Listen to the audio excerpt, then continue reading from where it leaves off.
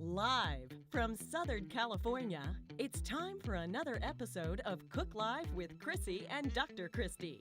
Turn on the oven, light up the stove, and get ready for another delicious recipe from our plant-based cancer-kicking kitchen. Cool. And without further ado, here are your hosts, Dr. Kristi Funk and Chrissy Roth. Hey everyone, welcome! It is episode 16 of Cook Live with Chrissy and Dr. Kristi.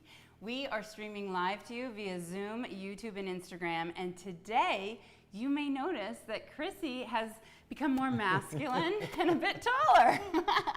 No, actually, this is, if you don't recognize this gorgeous face, Dr. Neal Barnard, my dear friend, and one of the heroes in plant-based medicine, and I'm so excited that you're here today. Thank you for coming to LA.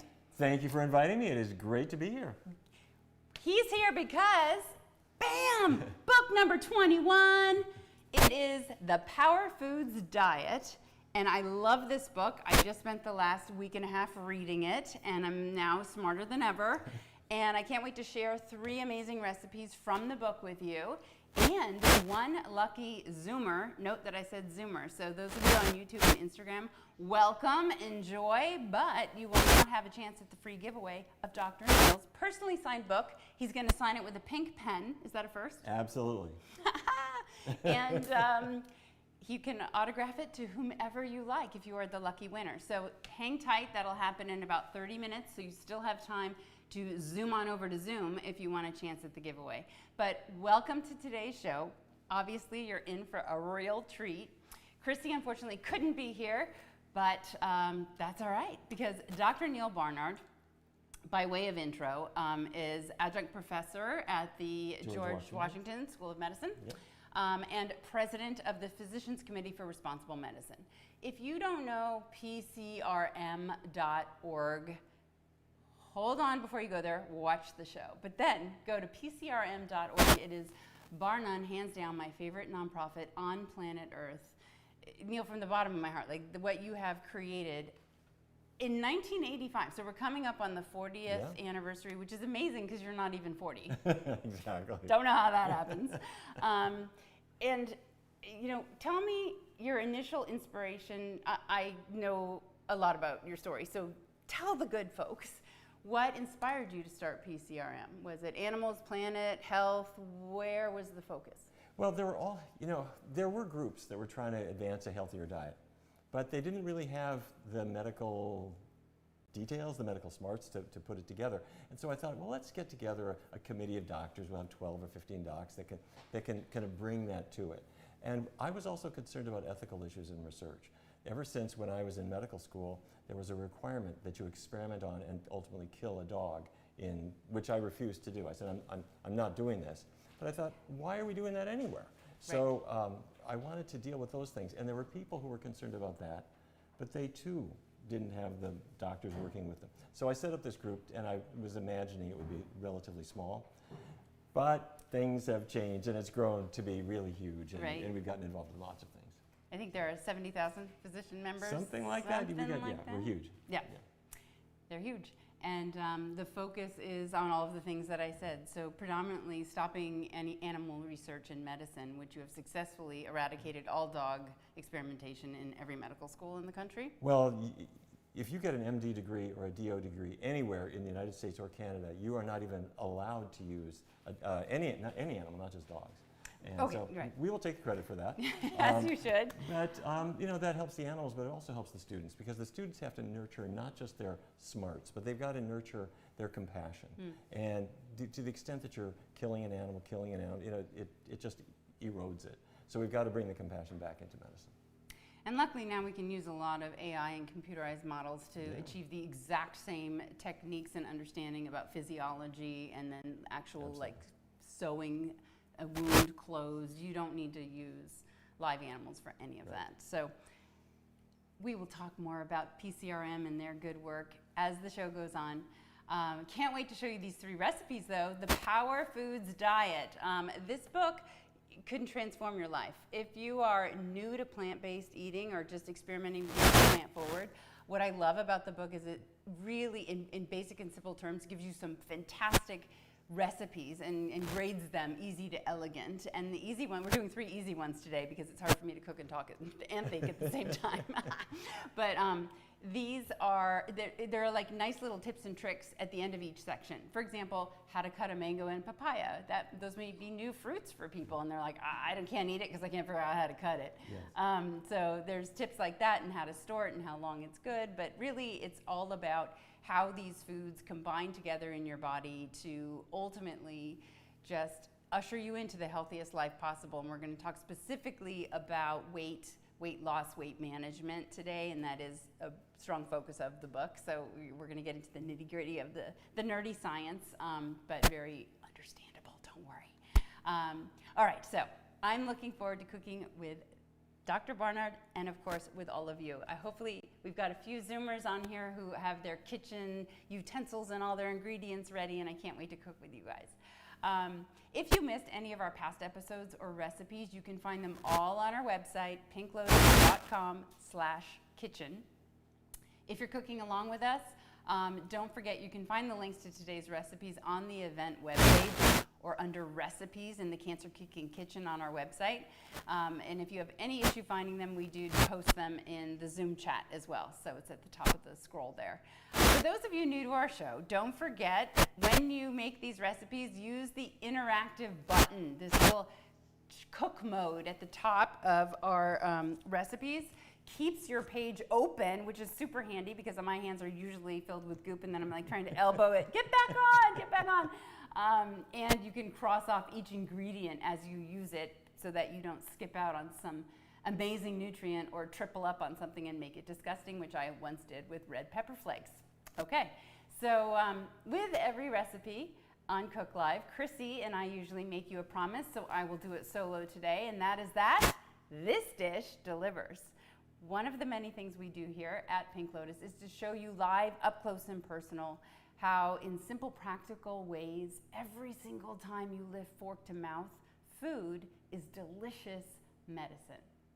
For those of you who don't know, I'm Dr. Kristi Funk, double board certified in general surgery and lifestyle medicine, and I am your health warrior at all things pinklotus.com. Dr. Barnard has been introduced, and so here he is.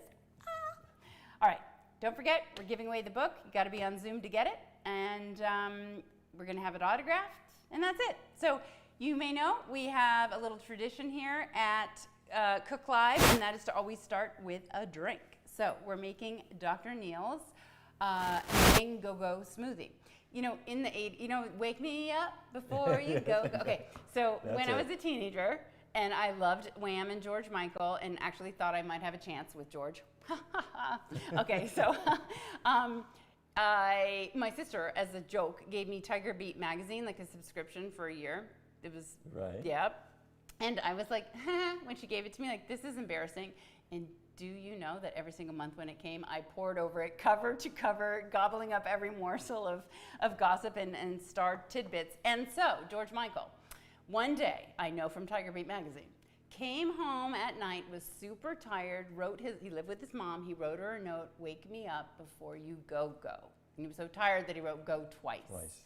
And in the morning, when she woke him up and he saw his note, ding, there was the song. It was a hit song from a typo. Exactly. How do you like that? Why can't we all do that? I know. All right, so over here we go. Da-da-da, to our Mango Go smoothie making. We are going to, you know what, Dr. Neal? I'm going to have you go over here and use our interactive cook mode. I'm going to turn that on. And shout out the ingredients, please. We're doubling this recipe, so I'm going to double it. 2, 1 for you, 1 for me. Okay. And just let me know so I don't forget anything. So we've got... Okay. We'll start off. Okay, number 1, 1 to 3 cups of baby spinach. Okay. Baby spinach, organic, of course. Talk about, so guess what? Yeah. I'm in shock. I don't know why I thought spinach was part of the cruciferous veggies. Well, it's a veggie. Cruciferous, though. I thought it was part of kale, arugula, bok choy. Yeah, cruciferous is a certain category. They got cross-shaped flowers, which is where cruciferous came from. Understand. Spinach is good, but it's not a cruciferous vegetable.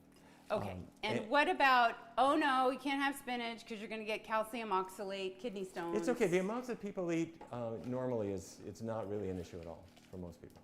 So I wouldn't worry too much. Okay. And Harvard University researchers came up with looking at certain foods that seem to cause people to lose weight. The more of these foods people ate, the more weight they lost. The opposite of what you'd think. Right. You'd think you eat more food, you get more weight. You would think so. Yeah. But this was the opposite. The more you ate of certain foods, the more weight you lost. And spinach was one of the ones that caused people to lose more weight. Exactly. Okay. I'm Okay. eating it. So spinach is there. Spinach Spinach. is delicious. Okay. so Delicious and nutritious, and almond milk. next up is almond milk. A cup of almond milk, followed by 1 to 4 fresh mint leaves. Okay. Almond milk I do baking with, and I'll follow recipes with it. But the main milk in our house is soy milk for oatmeal and morning smoothies. Yep. Just because the soy has so many healthful properties that I think go above and beyond the nut-based milks. I have nothing against the lovely almond and walnuts and flax milk and hemp milk, and all of those are all fantastic, largely because they're not cow. But just saying. The almond milk is a little waterier. And so if that's kind of what you want, the soy milk is a little bit richer because it's higher in protein, which is 99 times out of 100 a good thing because it's a cancer fighter and is also strongly associated with weight loss too. The soy family as well. Oh, So, but we're using almond milk in this one just because it's a little more watery. So, got it. Okay. So okay. now I'm Got throwing the in the mint mint. leaves? We are minted up. okay. And then after mint leaves, a cup of frozen mango chunks. Okay. We have our organic Trader Joe's mango chunks. And that yellow color is beta carotene, Ooh, yes. also associated with weight loss. It's a power food. Okay, then frozen banana, 1/2 frozen banana. Half a frozen banana. It's actually going to be 1 banana for us because we're double. The Very double didn't happen. Okay. And then old-fashioned oats, 1 or 2 tablespoons. So, let's wax on for a moment. Let's talk to the good people over here. Okay. Okay, oats. These are Trader Joe's old-fashioned oats. It's really important. This will teach some people because people don't realize what's wrong with 1 minute cooking. If it says cooks in 1 minute, or if it's instant oats, or certainly if it's those little packets all filled with sugar, maple, and they have fancy, cute names, and your kids love it. All those oats, really bad. Right. So the only 2 oats you should have in your house, always organic. It's the highest glyphosate-laden product on the planet is oat. And Cheerios actually have the highest glyphosate content. Did you know that? But it should be easy for people to find the organic versions. So, Agreed. yeah. Yes, and this is just simply from Trader Joe's. I mean, not that it's in every city in the country, but the old-fashioned and the steel cut are what you want. So old-fashioned, steel cut. Honestly, if anything else is in your kitchen right now, get rid of it. And all it really means is you took the entire oat.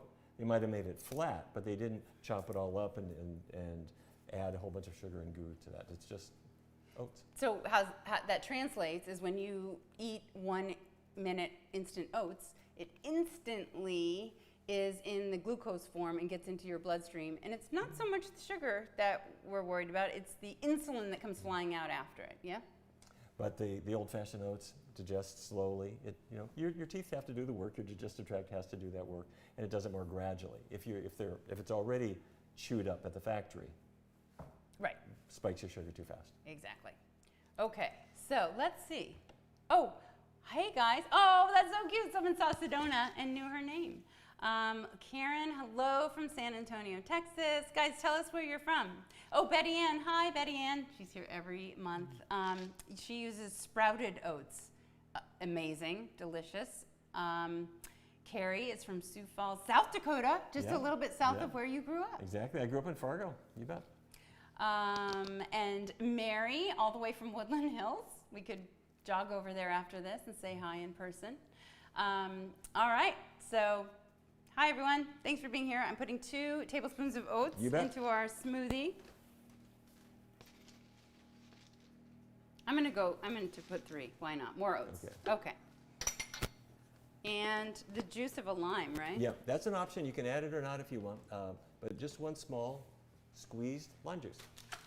Do you have any citrus wisdom?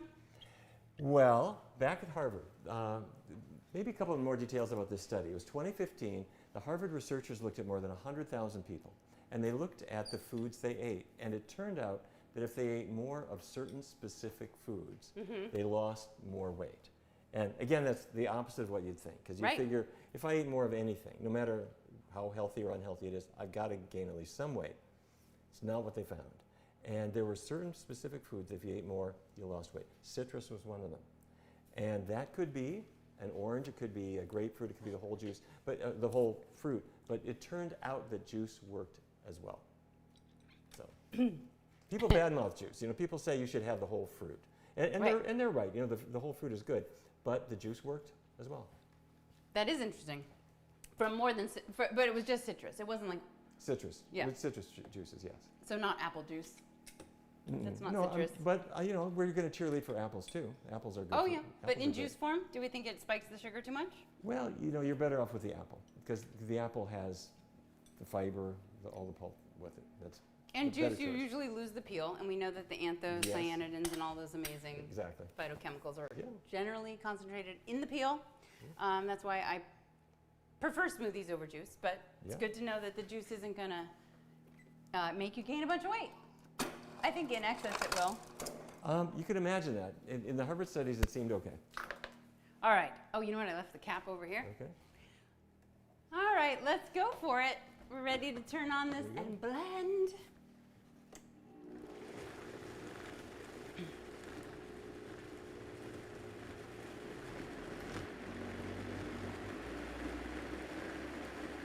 Yeah, that's the frozen mango for you. So, little tidbit on Vitamixes. Never, ever, ever think you're going to mash this without the cap on. In case you don't know, the cap is specifically designed to be yay big because I have blended up 3 now. Apparently I can't learn my lesson. 3 of these into the smoothie by mashing without the cap on. But it works.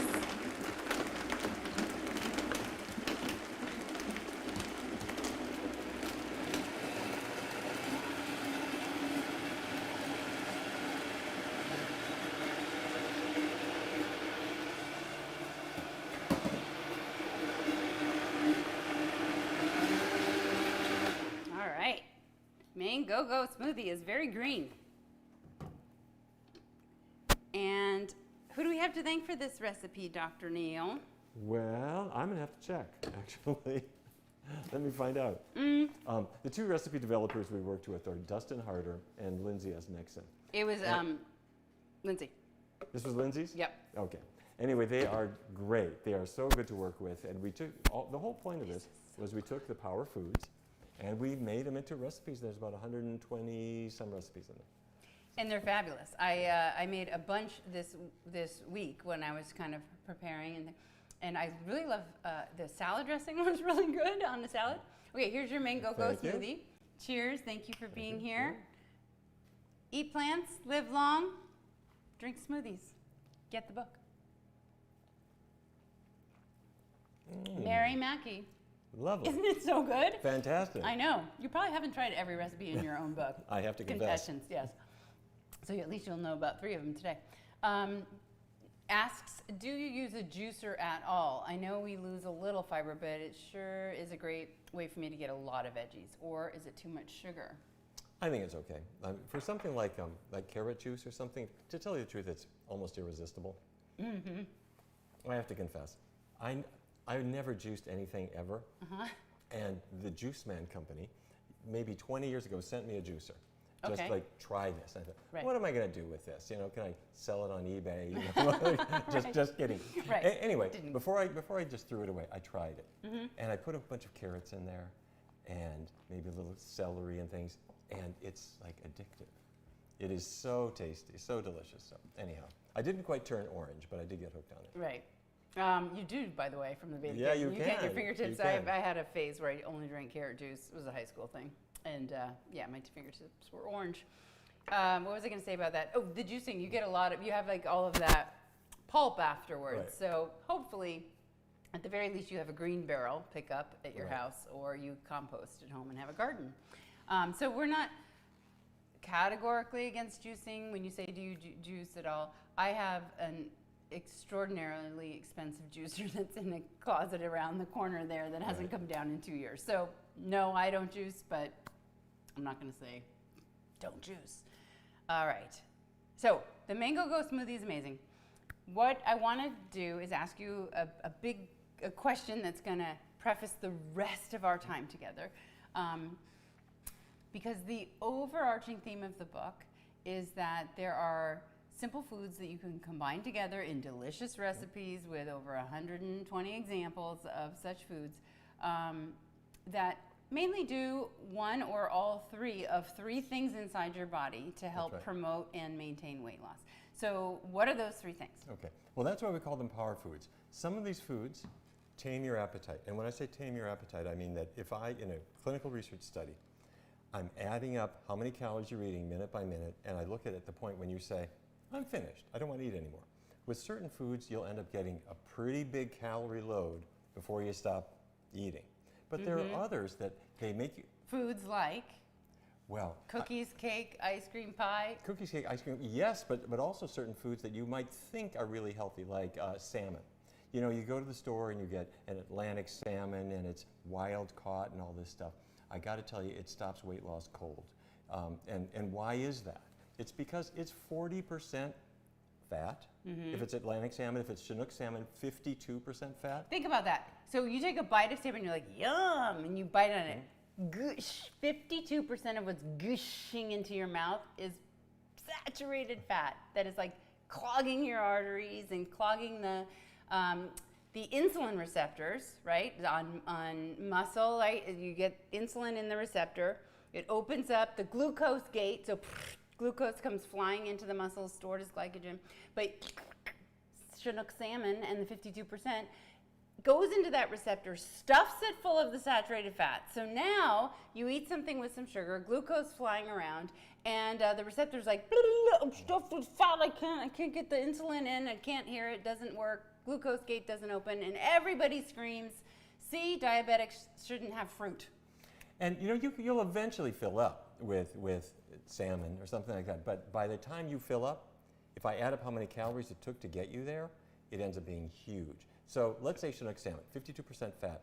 Every single fat gram has 9 calories in it. If you ate something higher in complex carbohydrate, people think, oh my God, carbohydrate got to be fattening. Only 4 calories in a gram. So by the time it fills you up, you haven't really taken in so many calories. Even better, if it's got fiber in it, the roughage in beans or vegetables or fruits or whole grains, between 0 and 2 calories in a gram. So those foods tend to fill you up sooner. But there's more to it. I have to say, when we're talking about appetite taming, it turns out that your digestive tract makes an appetite shutoff switch called GLP-1, and certain foods trigger that GLP-1 to go to the brain and turn off your appetite. Certain foods don't do that, and most people have no idea how to make their appetite turn off. So basically, there are fiber-rich, complex carbohydrate foods that increase satiety faster. And then your microbiome throws out the GLP-1? Yes. Is that what? And what? Oh, I'm sorry. I was going to tell the other 2 things. Oh, you have to. But I just wanted to... I'm sitting here jabbering on about all this, and I forgot to tell you the other 2 things that cause the weight loss. So the first thing that causes the weight loss is if you have early satiety and you get more of the signals that say, hey, lady, you've eaten enough. You're actually full and you're happy. Like, that's the key. You're not feeling deprived. Like, oh, I got to stop now. You're done. You don't have a food scale that says, I can only eat this tiny amount. The foods tell you how much to eat, and when you're happy, you stop. But that's the first thing. Okay. And we'll go in more detail about that, hopefully. Okay, the second thing is what we call calorie trapping, and this is wild. Certain foods, as they go down your digestive tract, they grab calories you haven't absorbed yet, and they carry them along, and you can't absorb them. Those calories are trapped, and they go down the toilet. That's right. And so that's about 100. It's not huge, but it's about 100 calories a day that you can't absorb. And then the third thing is that you get a metabolism boost. And metabolism, fancy word, simple concept, it just means you're burning calories. And there are certain foods that trigger that. And they're everyday foods, certain berries, cinnamon, certain spices will do it. And they just ramp up your metabolism gently. I know I don't have to peel you off the ceiling. It's not like you're, right. But your metabolism increases. And if you put this all together, it's the equivalent of maybe knocking off about 500 calories a day, which is a lot. You don't even notice it. The foods do the work. And Kristi, this is why this is so important. Because what do people do now when they want to lose weight? They think, I got to starve. I'm just eating too much. I'm a glutton. Mad. One meal a day. Right, or, and the problem with that is you're hungry, you're going to rebound, you're going to blame yourself. But let me tell you, right now, the problem is not you. Do not blame yourself, because the problem is the diet. And we're not going to do that, because the foods do the work for us. So the Power Foods diet is the end of dieting. We are not going to have a skimpy portion. We're not going to tell ourselves, I can't eat carbs. We can throw that away. You can throw away your food scale. You can throw away your calorie chart. We're going to use foods that love you back. He really means that. You get to forget about, people say, how do you get enough protein? That's obviously the big question for plant-based people. How do I not get too much? Like, I don't even count it. I don't think about it. Right. I'm not protein deficient. I don't have kwashiorkor. Turns out nobody does in America. There are people, however, and let's be honest about this, when they go plant-based, if they have significant weight to lose, so if your body mass index is 25 or above, you're probably just naturally, because of these foods that increase satiety so you eat less. If you take in the calories, it gets trapped and pooped out for a lot of the foods, or it revs up your metabolism so you use them and burn them rather than store them. People go like, I've been plant-based now for 3 months, 9 months, 3 years, and I am not ideal body weight yet. Right. What's going on? Well, we've worked with thousands of people in our research studies, and thousands more at the Barnard Medical Center in Washington. And if somebody they're getting stuck, or they're just not losing weight, what I'll ask them to do is write down everything you've eaten for a day or maybe 48 hours. And we look through it, and what we're typically finding is foods that have a fair amount of fat in them. And fat has how many calories per gram? 9 calories per gram. So that's true for bad fats, like lard, like chicken fat, like cheese fat. But it's also true for what we think of as good fats. So let's say I went to an Italian restaurant last night, and the chef said, I got this bottle of extra virgin olive oil. It's straight from Tuscany. You've got to taste it. And so you put the bread in and you go, and it goes like, there's 1,000 calories right there. They're like really good calories, and it makes really great fat on your body. You get the idea. Right. So when people do tell me that, the acronym I use is ONOA. So ONOA. Let's look at your diet for sneaky additions of O for oils, N for nuts, which includes nut butters, seeds, and coconut. And the next O is olives, and the A is avocados. And this doesn't mean that they're necessarily terrible foods. I mean, if you look at an avocado, it's such a nice, peaceful looking fruit. It really is. And the type of fat is very much like the fat in olive oil. It's mostly monounsaturated. So you can't really say anything bad about it. The sad thing is, though, that as much as we love them, they really pack in a whole lot of calories. So that's the avocado. The avocado is really a nut disguised as a fruit. Oh, I had no idea. Well, I don't mean that. I don't mean that scientifically. I I just mean okay. it's sort of like. It's sort of like the in costume party for the avocado. It showed up as a fruit. It's really a nut inside. Right. So, but same with nuts and nut butters and oils. So they are way better than an animal fat, but they'll stop your weight loss. So to answer your question, if somebody is stuck, just look at what you're eating and get away from the nuts, the nut butters, the avocados, and so forth for now. But don't make any long-term commitment, because that's going to seem too daunting. Like for the rest of my life, I'll never have guacamole. Don't burden yourself. Just say, for right now, I'm trying to knock off some weight. I want to jump in the deep end on this diet and really make this work. Yep. So try that for a month and see if you don't drop a pound. You probably will, and then you'll know. Oh yeah, no, absolutely. And it's kind of like the stock market. It doesn't go just straight up, straight down. It's kind of up and down a little bit. But if you haven't lost weight for, say, 2 weeks or something like that, you have definitely plateaued. So we're gonna take a look at it. And by the way, that is my philosophy about this. Some people say, I want to meet you where you are, and I just want you to take tiny baby steps and just little things, because you can't do anything big. I say, wait a minute, I'm going to meet you where you are. Where you are is the emergency room. You know, you've got serious issues that we're going to tackle together. Right. So let's grab our hands and jump in the deep end together, because I want to fix this problem once and for all. Yeah. So our goal, if you are 40 pounds overweight, 80 pounds overweight, 120 pounds overweight, let's tackle that problem. And the way to do that is not to fool around with some calorie counting diet that's going to leave you miserable and that you know you're going to abandon. And it's not to say I can't ever eat rice or potatoes or things. That carb avoiding approach is the wrong approach. We're going to use the foods that work with your body to do this naturally and powerfully. Right, with no real feelings of deprivation. And all the side effects are good ones. You know, Yeah. your cholesterol comes down, your blood sugar gets better, your energy gets better. If you're an athlete, or if you're working toward athletics, man, it all gets better. Recovery gets quicker, your times get better. It's better in every way. If people don't live in DC, can they access the wisdom of the practitioners at Barnard Medical Center? Yes, you can. Well, you know, the pandemic, It opened 4 up years a ago, bunch of Zoom doors. boy, it sure did. And so we do telemedicine. So we, Awesome. at the Barnard Medical Center is in Washington.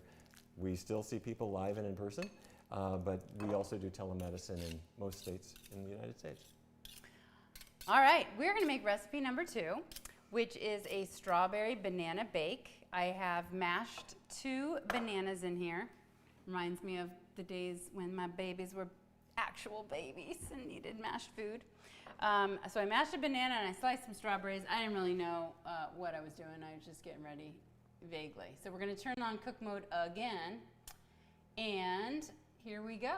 So I've preheated the oven to 400 degrees. I lined our little thing with parchment paper. That was number 2. Add flax to water. So this is 2 tablespoons of flax seeds and a 1/4 cup of water. This is going to make the equivalent of 2 full eggs. Sometimes when I do baking, so I do the flax trick, which is 1 tablespoon of flax in 3 of iced water, and let it soak for a good 5 minutes to get the gooiness. So flax has fiber, but it also has a lot of healthy fat. And so it makes a nice egg substitute and has some sort of like gooiness consistency. When I bake, the other day I made some chocolate chip cookies. Oh, and where are they? We made your muffins out of your book. Oh, cool. Yeah. The wild blueberry The wild muffins? blueberry Oh, ones, yeah. That's a Lindsay recipe, and it's so fabulous. That was really good.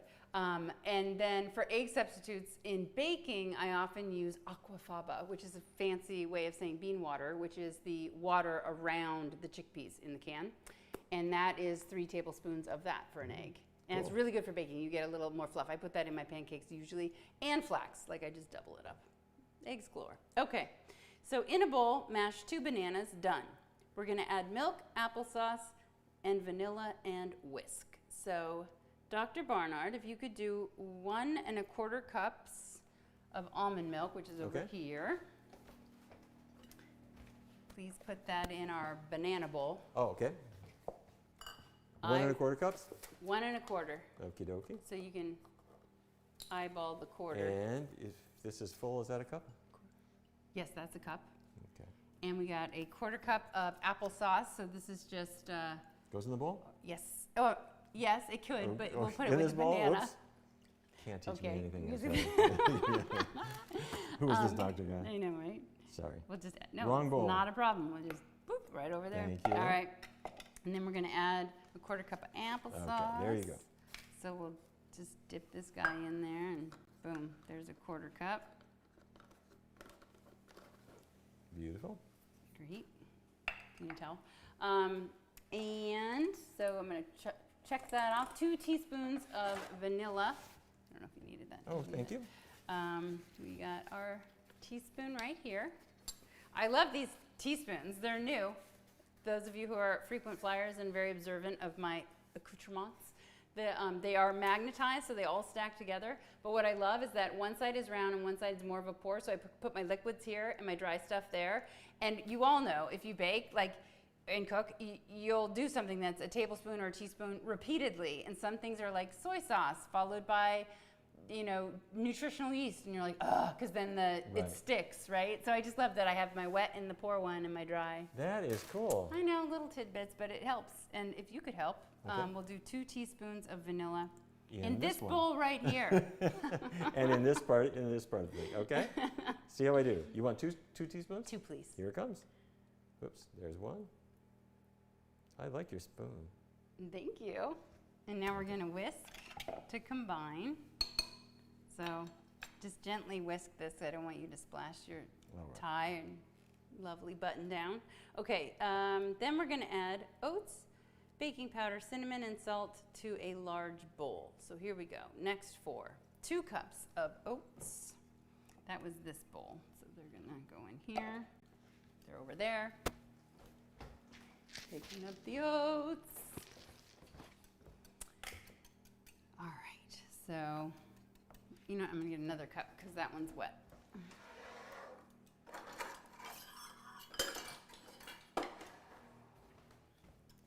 All right, so we've got 3/4 cup, 3/4 cup equals 1.5 cups, and 1/2 cup equals 2 cups. Okay, so we got our oats in there, old-fashioned rolled oats, or don't use steel cut for this, I'm just saying. Just going back to our other story. 2 teaspoons of baking powder. Aren't you glad we separated our wet part of the teaspoon from the dry? Because now we have it dry, just like I was saying. So we got 2 teaspoons of, this is baking powder, right? Yep. Baking powder. Good. And then 1 teaspoon of ground cinnamon. In your book, Dr. Barnard, there are 3 spices that you highlight as being particularly efficacious for weight loss. Cinnamon is one of them. Cinnamon has a magical chemical compound, phytochemical compound. It does. Cinnamaldehyde. It's an aldehyde, yeah. You know, isn't that sad? Researchers were trying to name an aldehyde in cinnamon, and the best name they could come up with was cinnamaldehyde. What do you say? You know, researchers wear bow ties. You know, they're not necessarily the most creative people. So that's what they came up with. But it's real stuff, because in your digestive tract there is a receptor that when the cinnamaldehyde touches it, because you had cinnamon on your toast or in this recipe, it actually triggers the release of a little bit of adrenaline that boosts your appetite, boosts your metabolism.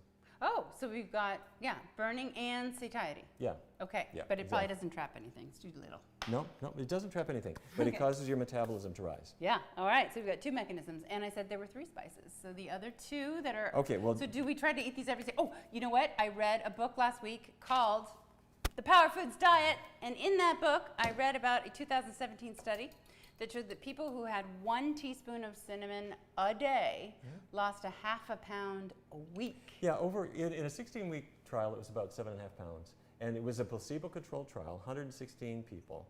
And some people got cinnamon in little capsules, so they didn't know that's what they were getting. And others got capsules that looked the same, but were placebo. And the weight loss was huge. Now, a teaspoon of cinnamon is more than most people would eat in a day. Most people just have it on their shelf and they never use it. Right. But you can do it, or you can have as much of it as you want. So a teaspoon a day, just for context, we just put a teaspoon in the entire recipe. Right. So I generally, at least 6 days a week, my breakfast will either be old-fashioned oats or steel oats, or my smoothie, Dr. Funk's antioxidant smoothie, all of which will have a teaspoon of cinnamon. So. Yeah. And the beauty about the power foods, there are so many of them. It doesn't have to be a teaspoon of cinnamon every day. It can be some cinnamon, some blueberries, some strawberries, some mangoes. Right. They all work in these ways. And the more you put them in, the better you do. Hence, eat the rainbow, right? Right, Sedona? Oh, look at her bag. Can you see? Ah.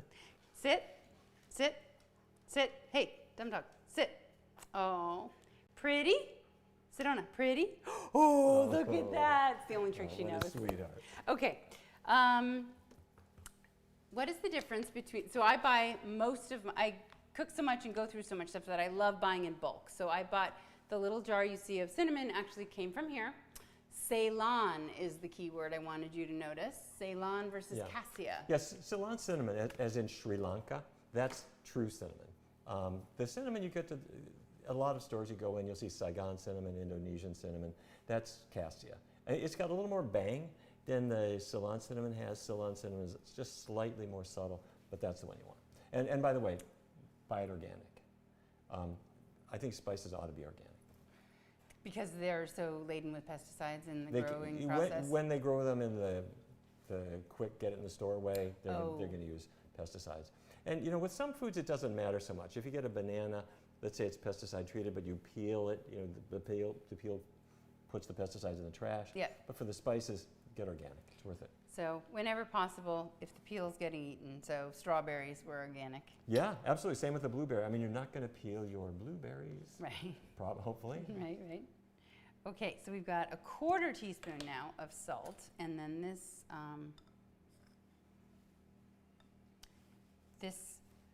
mixture, the dry mixture, is ready to mix. Okay, so now we have our dried part, and you've done a great job whisking. Okay, good. Next up, we're going to add the flax and the mashed banana mixture using a spatula to combine everything. So we're going to pour this bowl into that bowl, please. Okay. And I have a little spatula if you need it. Ready? There you go. And we're going to add our flax to it. So we've got our egg. Okay. Like this? Perfect. Pour it out pretty well. All Sometimes the things they don't stick. teach you in medical school. Okay, how to use a And spatula. now Okay. ask you to use that same spatula to get, this is actually where you're going to need it. That will stick to the I side. see. So this is going in the same bowl? Yes, please. Okay. Okay. Beautiful. Then we're going to mix it up with the spatula With to the combine spatula. everything.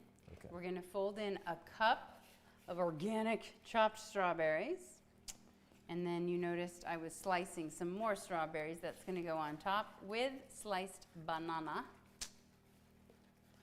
Now the strawberries, that red color, that's an anthocyanin. Anthocyanins are antioxidants, and there are dark blue ones that are in Blueberries. and there are Blackberries. red ones that are in strawberries. And if you live in a place where the trees turn in the autumn, those colors are anthocyanins too. Don't eat the leaves, Okay. but you can eat the strawberries. Wonderful. And speaking of Harvard, which you have several times, they Yes. love their food studies over there. They have must have an incredible nutrition science department. They do, and they've got terrific cohorts where they can follow a huge number of people, and they examine them in great detail. And they are the ones who really showed that there are foods that clearly cause weight loss. But the other important thing is to confirm it. So when they found that anthocyanins in blueberries and strawberries were associated with weight loss, there were researchers in the UK who brought in 2,734 identical twins. Really? Yes, they weren't all identical. They were in twin pairs. Right.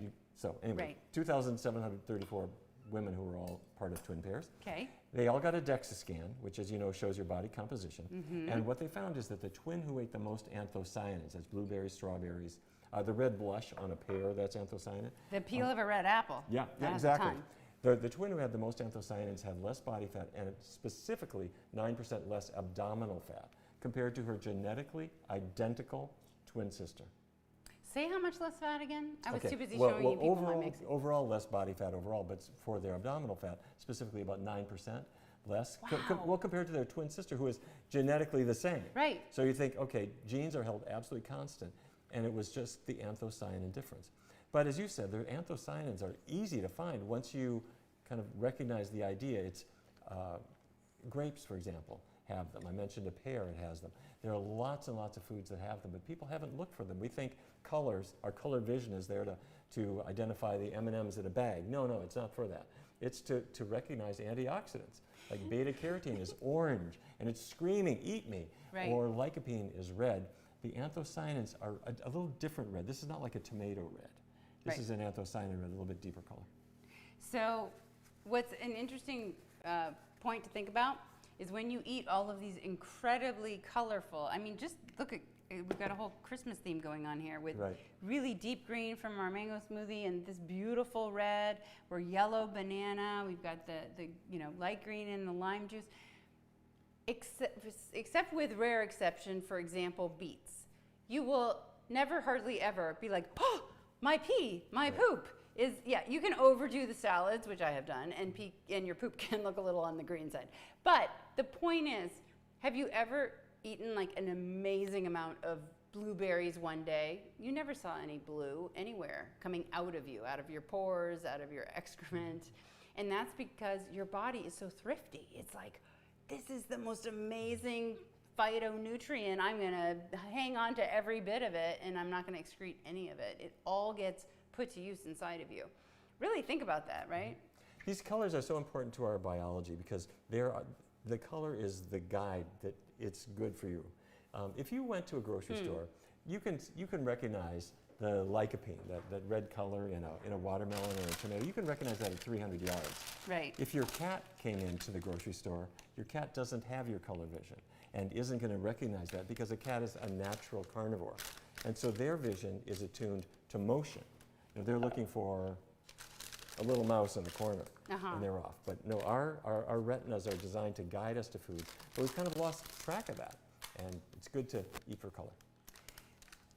This is a random question for you that has almost nothing to do with our Cook Life. Sedona, who has made untimely appearances twice today, is a vegan dog. Yes. Just because I can't stand the thought of the unethical practices that would go into making her bits of lamb and salmon meal or whatever. Right. And I give her, so I supplement. I have very few supplements in my daily routine. However, what I do have is our very own Pink Lotus Multi Must-Have because it's an incredible multivitamin. It's associated with about an 8% decrease in breast cancer just from having a multivitamin. It's a modest reduction, and really I just take it because I love it. However, the must-haves I have are an EPA DHA supplement, so I get enough long-chain fatty acids inside my body for neuroprotection, which is a maybe, maybe not in the literature, but I'm not going to wait till I'm 80 to find out that, maybe I should have been taking the DHA all this time because I can't remember anything. Right. Which I know both of our fathers had Alzheimer's, and it's a horrific, horrible, heart-wrenching disease.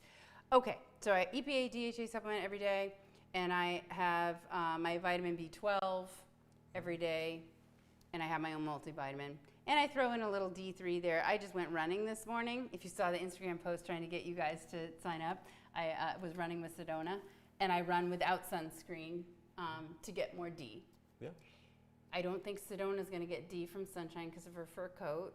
I do feed her my own EPA DHA, and I throw in my B12 into her vegan kibble in cans. Okay. Like every other day. It's a little bit on the pricey side, but I'm like, if I'm making the dog vegan, I suppose she needs to have the same supplements I do. Do you have any knowledge or thoughts on this about my dog? Well, it's a very good question you're asking because humans and dogs do have somewhat different biology. Humans, dogs, cats all have different biology. Animals, for example, make vitamin C, but we don't. Humans don't, which is why people got scurvy when they were, centuries ago, the sailors got scurvy because they were on a long voyage and they weren't getting fruits and vegetables, so they became deficient. Right. An animal a dog, a cat's going to make their own vitamin C. So there are certain nutrient issues that they do have of their own. So anyway. All right, well, I think I'm doing the right thing then. Just giving her a little extra, little oomph. Does anybody have any? Do I take probiotic supplement? You know what? No, I don't. If for some reason, which is almost never, I need to take antibiotics, I haven't taken them in, 15 years. But if I take an antibiotic, I'll take a probiotic because that antibiotic is wiping out my hard-earned microbiome. However, my opinion on probiotics is they are an expensive tourist. They're just passing on through and then out the back door. So what do you think, Dr. Neal? I'm with you completely, and in fact, there are even some new studies showing that even after antibiotic use, that a probiotic isn't better than not even taking the probiotic. In other words, your digestive tract repopulates on its own, even without the probiotic. Oh. Isn't that amazing? Yes, we've now, been given that doesn't mean the gut bacteria aren't important. They're really important. Right. But what really matters is what you feed them. So yes, the little... They're looking for high fiber foods. High fiber. They love it. They turn it into short chain fatty acids, make you feel good, protect against heart disease. This is pretty. It is pretty. I could have done maybe a different pattern. I don't know. But here is our banana strawberry bake, and it is now going in a 400-degree oven for 25 minutes. I am going to put my alarm on because in about 25 hours, I would remember this, potentially. And it would be emphasis on baked. Okay. So we're going to put this in. Sorry, Sedona. And that's that. Okay. So, wait, we had a couple questions. Just a heads up, Andy Funk. Oh, it may be me that's the static sound. Is my mic turned on to my close? Let me reposition. Thank you, Betty Ann. What would we do without you? So I don't take, no, we already answered that. No static. Okay, good. And it does look amazing. Thank you, Mary. All right, there we go. Okay, so now our final recipe. When I was growing up, I loved tuna sandwiches. So I'm really excited that you have an un-tuna sandwich in your book, and I can't wait to try it. I have made mashed chickpea tuna multiple times, and for some reason, the boys are always like, what is this? What is this, Mom? So here we go again. Hopefully this one is the one. They're gonna love this one. Everybody loves this one. Okay, good to know. Good. I was just looking, can you answer Meg? She's got a question about baking and what that does to our fruit. Okay, the question is, this is a great question. Does baking diminish the nutrients of strawberries and bananas? No, it does not. You can bake it, you can cook them. However, I will tell you that there are some studies that have raised the question, is it a good idea to separate strawberries and bananas? And what they're getting at is some people will say that a banana is going to neutralize some of the anthocyanins that are in blueberries or strawberries. And they will say, eat the bananas, eat the berries, but have them at separate times of day. I don't think we really know the answer to that yet.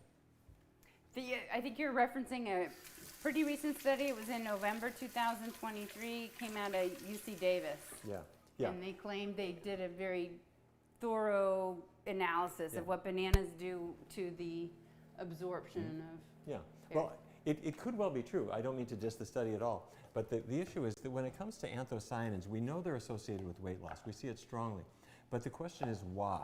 We believe they ramp up your metabolism, but is it that they're acting on the microbiome before they even get absorbed, in which case the absorption isn't an issue?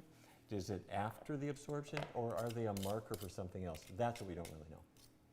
So. Got it. So in the meantime, do we mix You do whatever you want to do. I got to tell you, personally, I think bananas and blueberries were made together. They just are so delicious. So I can't resist combining them, right? I got to tell you. I know, I'll have a smoothie without the banana ever since that study came out, and I'm like, I miss the banana. Yeah, exactly. The bananas, the blueberries, a little bit of mango chunks in there. Heaven, absolute heaven. So what am I doing? I'm putting that in this hand, this in this. So just do a little mash for me, and the knife is to get it off the masher. I'll see how I do. Let's see. You're the surgeon. You can do a musical mashup, I'm Whoa, sure. Oh, don't look, Sedona. It's okay. It's okay. It's totally fine. You know, the one thing. This is live TV, is that right? Yeah. Sorry. This is makes it fun. And I'm like the only person on earth with a dog who doesn't eat off the floor. Her own kibble or whatever might go on the floor, and she's like, oh. I always eat off the floor. Oh, she's making a liar out of me. Go for it, dog. Well, Look at her. I was going to clean it. It's kind of mean, isn't it? Well, she's fine. You're sweet. Eat the beans, girl. They're good for you. Fiber for the microbiome. My dog's going to be extra happy tonight. Oops. Okay. No. Okay. Am I getting there? You are getting there. Because you don't want it pureed. You want a little texture. It says the man whose book has this recipe. Okay. So absolutely, I agree. Okay, so I'm moving on to faux tuna sandwiches. Oh, I called it un-tuna. Okay, here we go. We've soaked already this red onion. That looks perfect. Thank you, sir.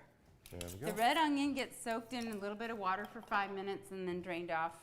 We drained off the water. This is just to take the extra bite and bitterness out of the onion. So that was done. In a mixing bowl, mash the chickpeas. Done. Check. Stir together the chickpeas with 1 onion, 1 tablespoon of mayonnaise. I will ask you to dump that in there. We'll get this going. I think our tablespoon is. Okay. I never use mayonnaise. I think this is the only thing I would put it in is when I try to make the tuna. Yeah. And So the other day, I was at the store, and I was like, you know what? I'm going to try to make tuna again. It was before I got your book, and so I got the mayonnaise, and I came home, and I had 3 jars of unopened mayonnaise already. I must think that thought like repeatedly every couple months and buy a new jar of mayonnaise and never open them. See, this is the danger of a low-fat vegan diet. You buy a little fatty thing to try to make the chickpeas stick together. You forget you had it. Right. It says, 3 years later, you discover it on your cupboard. Totally. What can you say? All So there is a little bit of fat in there, but it's Please just a little talk about bit it. for the entire recipe, so it's not much. It's not much that's going to make it to your It's plate. going to be okay. Okay, so we'll be forgiven our little bit of mango. Oh, you could use, by the way, yogurt instead of mayo. Oh, like a soy yogurt. Yeah. Yeah. The recipe says so. You could. Okay. And it's 1 to 3 tablespoons. So if you're new to plant-based eating, I would go with 3. Why not? Make it a little bit on the decadent side. May I employ you to chop a celery stick? That didn't get done ahead of time. I'll do my best. Okay. Get rid of the end. My brother taught me this when I was a kid making the tuna sandwiches that I loved, and that was that he liked the celery thin, the little bits that go into the tuna, and so he would slice it 3 times like that, and then do the chopping, and then I had the right little. Well, that's so much better than doing it this way and then cutting each one into thirds. Is this that is what better. Yes, exactly. Okay. All right, so you're going to do a little, the whole thing, sir. Okay, gotcha. Maybe minus that ugly end. Okay, so he's going to put the celery in there, and then 1 to 2, we got 2 tablespoons of finely chopped dill pickle. So I have the pre-chopped, it used to look like this, and now it looks like that. So I'm going to add that in there. So we've got a whole, I think what makes tuna really delicious to me is sweet relish. So I have some sweet pickles too. And I want to caution you against this one.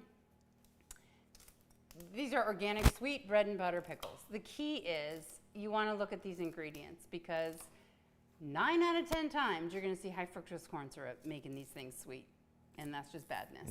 So check your labels and stay away from all the artificial flavors and colors and preservatives and high fructose corn syrup.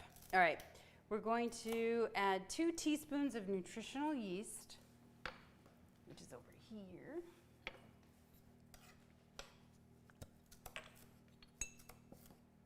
Okay.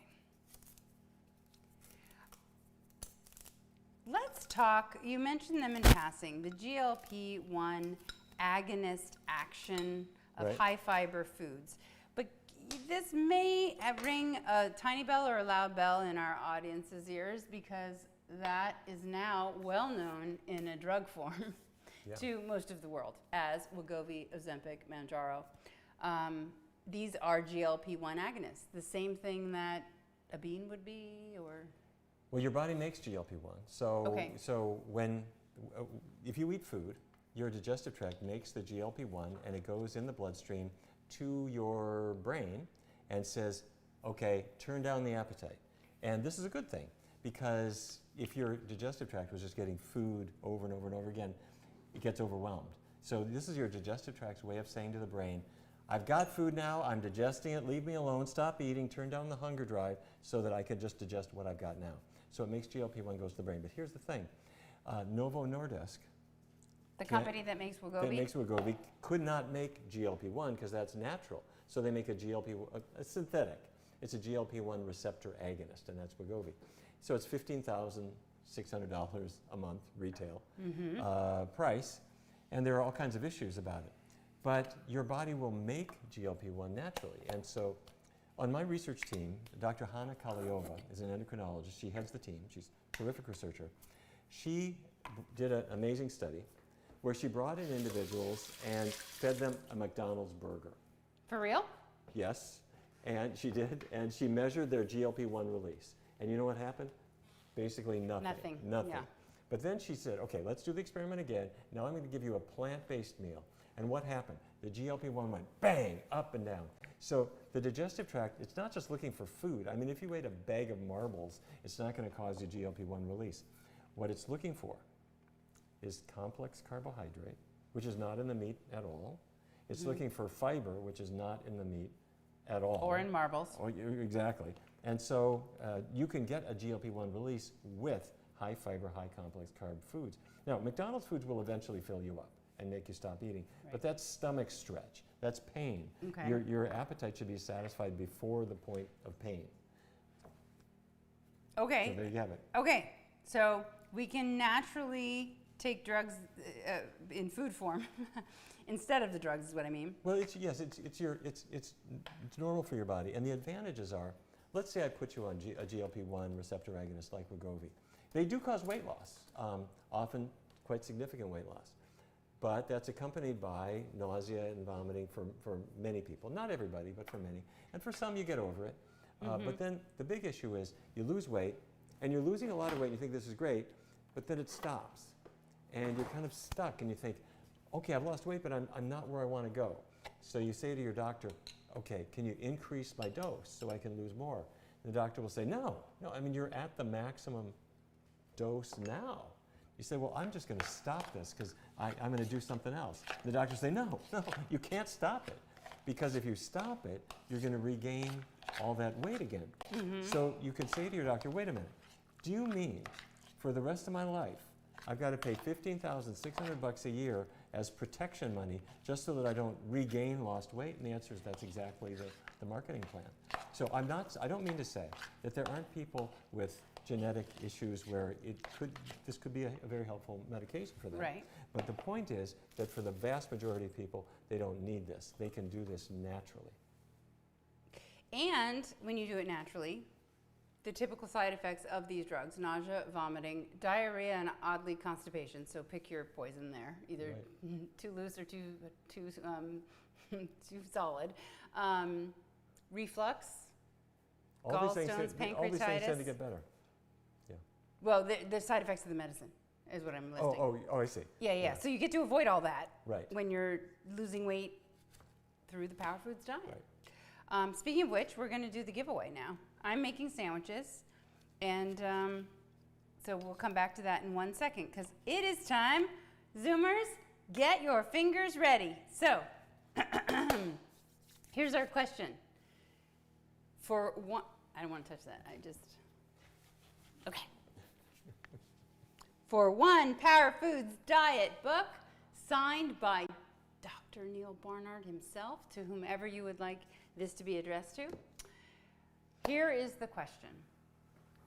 How old was Dr. Barnard when he decided to write his very first book? This is book 21.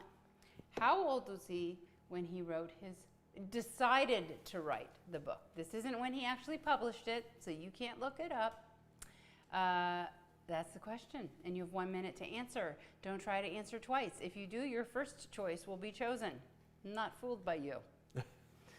They're like 1, 2, 3, 4, 5. He did it as a toddler. He did it as a teen. And then, okay, so this was the fastest. This is done. Yeah. So I'm going to toast a little bread, slice some tomato, slice some avocado, put a little lettuce, tomato, avocado. I meant to buy sprouts. And this is washed, and I love a little parsley and things. Will you be good with parsley? Sure. Okay. Parsley's great. Some people will add a little bit of a sea vegetable. Oh, that's right. Thank you. Like I meant to buy kelp granules and forgot. You could do it with crumbled nori. You could do it with dry wakame. You don't need a lot. You just need a little bit. Well, look what I have right here. Then I have some furikake. Okay, that's gonna work. Which I like to say. I just like to say it. Where is it?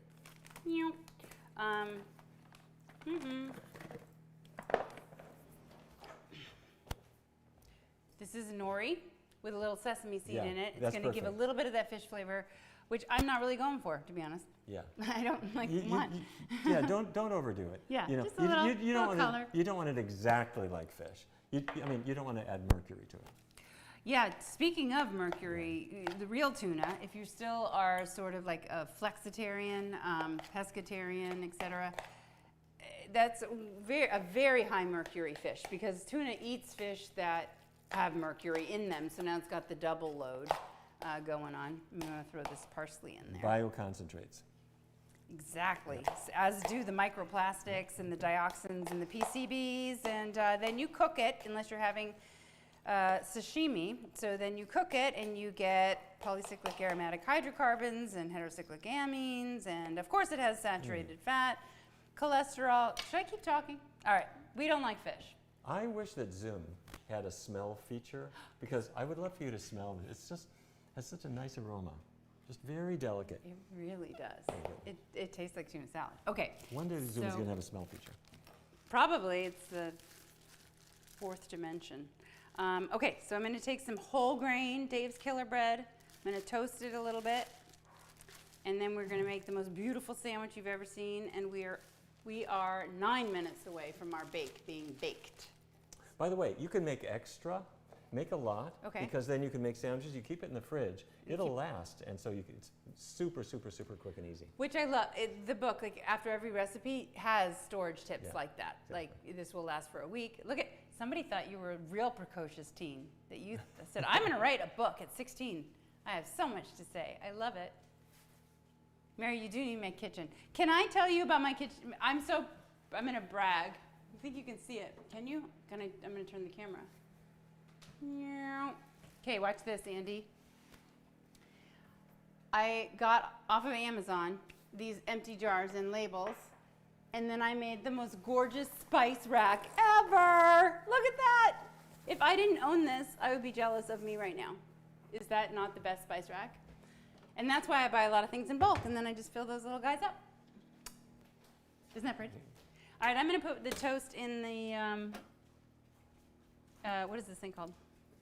Air fryer.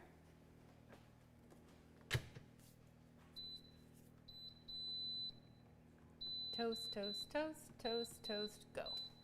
Okay. Is an air fryer a good thing to have? I don't have one. I have never used one. I don't think you need one. Really? Yeah, I was really excited to get it because I thought finally I could make tofu, like crispy tofu without oil and stuff. And then I realized you can also make it without oil and just bake it. But you're using it? I am right now because my toaster only has room for 2 pieces. Okay, Yeah. cool. But honestly, no. Of all the gadgets you need as a plant-based person, there's only one must-have, and that's a food processor. Cool. Okay. Yeah. Great. Okay. Thanks, Mary, right? Wow, for the spice rack. All right. Oh, we already have, look at me not looking. Okay. Everybody, you do the honors, sir. The winner is? Jennifer Hankinson. And the answer? 31. 31. Yeah, that's right. Where were you? What were you doing? I was thinking I should write a book. But you were already an MD. Yeah. Were you in We private practice at the time? we were starting the physicians committee, and I thought, we do a lot of science, we do a lot of nerdy stuff, but you need to give it to people in a package they can use. Right.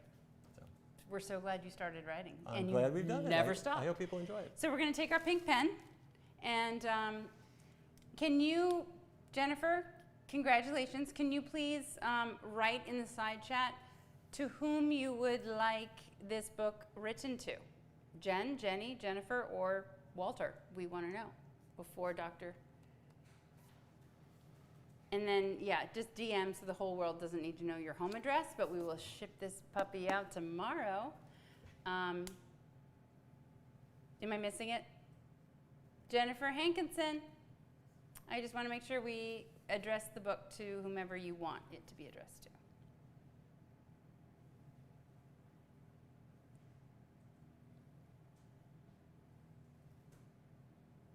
Yay, okay. You see how to spell Mackenzie with an M-A-C-K? Oh, yeah, great. So Mackenzie Mackenzie and and Fox. I love it. They're your kids. Oh my gosh. Is your kid's name really Fox? Like, that's the birth name? That's cool. Okay. Let's go somewhere very clean to, do you want to put that down, or are you okay in the air? Here. No, this will be all right. I'll just wipe. Let me just wipe. This will be just fine. Don't you worry. Okay. So it's Mackenzie with a small K. With the M-A-C-K. There we go. If you want to put it down. Oh, this bake smells so good over there. All right. I'm going to get this sandwich going.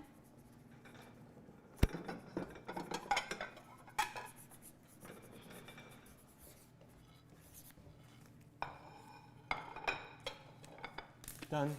Coming to you. Be in the mail soon. Sure. Okay. I'm going to put it somewhere safe. All right. Let's assemble some sandwiches, and then it'll be time to see the bake, and then it'll be time to say goodbye. Oops. I just swatted the mic. Okay. So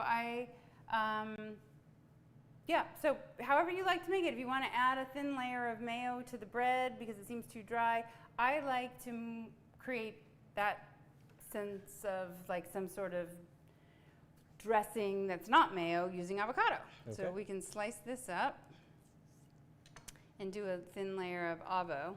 That's a pretty one. I've had hit and miss luck with avos lately.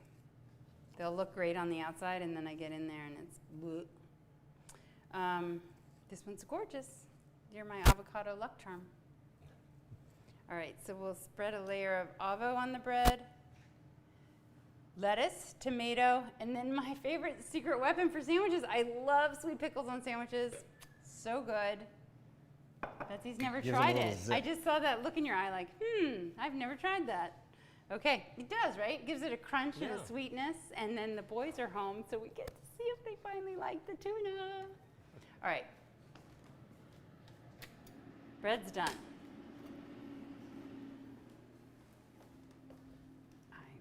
There's our toast. We'll put down a piece of lettuce on each sandwich. All right. So we're going to come over here so you can see what I'm doing. Hey, Insta. We're making sandwiches. All right, here we go. So I'm going to we'll do, you do yours and you do you and I'll do me. Okie dokie. All right, so a nice piece of lettuce across Cool. the bottom. Gonna get the slices of avocado on the bottom here. Beautiful. Oh, not for me. Oh, Thanks, Nick. oh, No. Are we losing weight? It's just not our thing. Okay, good to know. Did not know that about no avos. Go for it with the tuna. We got a slice of tomato. After you. Thank you, sir. Put that right on our lettuce. So when we were talking, thank you. No, that's perfect. Okay. When we were talking, I added a tablespoon and a half of Dijon mustard. I kind of use that also to make it a little more moist without adding the mayo. I'm not, adverse to mayo, but mustard is good. And for anybody who's been to England, you've got a favorite thing that you could spread. It's called piccalilli.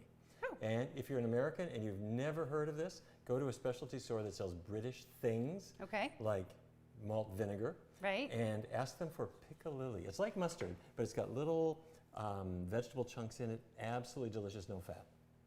No fat. Okay, cool. You're going to fall in love with piccalilli. Piccalilli. Yep. All right, would you like any tomato on your sandwich? Yes. Okay. And I think pickles are going well too. Can I take this? Okay, please do. Okay. And then I got a fork for our pickles. Okay.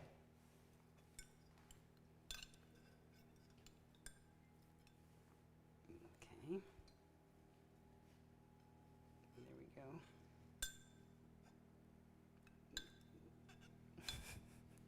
There's like an entire thing of pickles. There's a pickle in there somewhere. I can't seem to get one out. Someday my pickle will come. Okay. There we go. There you Thank go. you. That's beautiful. All right.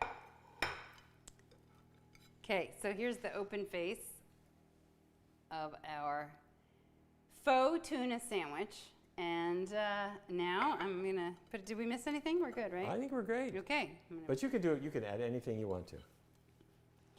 And with each recipe does come a list of lovely ideas to keep mixing it up so that you never really get bored of it. So are you, you want to cut yours in half? Sure. We're going to take a little bite of this. And it is time for our bake to be done too. So we get to see that before we say goodbye.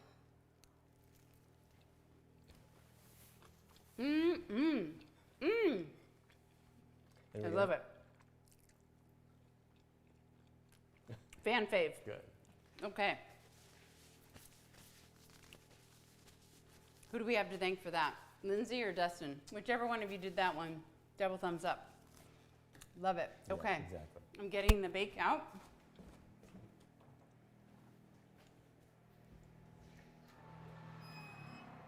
Ooh, again, we need the fourth dimension so you guys can smell.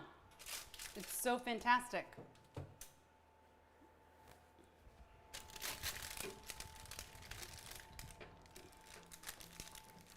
Thank you, sir. Sure. There it is, the strawberry banana bake. Beautiful. Oh, Delicious. As a Yeah. dessert or for a creative breakfast. I'm loving it. I'm loving all of it. And with all Go these Go. things, it's so good to make extra. We were just talking last night with somebody who made this, and she said, delicious, wonderful, whole family loved it. But they had extra. The next day they said it was even better. You know how that is with some recipes?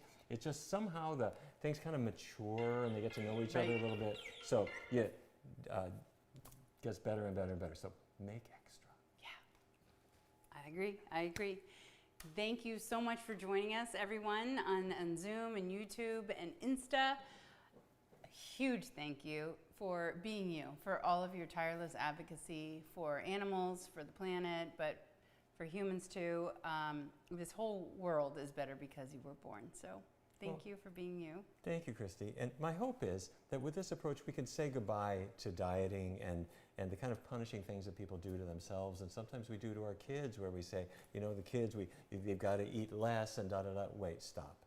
Let's bring into our lives the foods that love us back.